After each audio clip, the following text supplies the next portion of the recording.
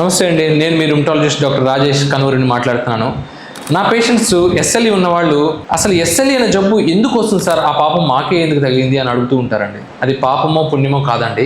SLE అనేది ఒక autoimmune జబ్బు. అనేక రకాల జబ్బులు ఉంటాయో, థైరాయిడ్ ప్రాబ్లం, లేకపోతే షుగర్ ప్రాబ్లం, లేకపోతే లివర్ ప్రాబ్లం అని ఇలా ఇమ్యూనిటీ ప్రాబ్లంలు కూడా చాలా మందిలోనే ఉంటూ ఉంటాయి. కానీ ఇది కనిపెట్టడమే కష్టం.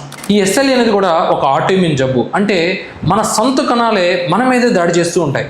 దానివల్ల ఏమవుతుందంటే కీళ్ళ దగ్గర కానీ, గుండె దగ్గర కానీ, రక్తనాళాల దగ్గర కానీ, హెయిర్ కానీ, ఇలా అనేక రకాలుగా అది మనల్ని బాధింపజేస్తుంది. దానివల్ల మనకి కీళ్ళ నొప్పులు రావటం, జుట్టు ఊడిపోవటం, ర్యాషెస్ రావటం, లేకపోతే అలసిపోవటం, రక్త కణాలు తగ్గిపోవటం, కొంతమందిలో అయితే హార్ట్ ఇన్వాల్వ్మెంట్ అవ్వటం, అంటే హార్ట్ బలహీనపడుతుంది. కొంతమందిలో ఊపిరితిత్తులు ఇన్వాల్వ్ అవుతాయి, కొంతమంది బాగా కిడ్నీ ఇన్వాల్వ్ అయిపోయి మొహం, కాళ్ళు, చేతులు వాచిపోతూ ఉంటాయి.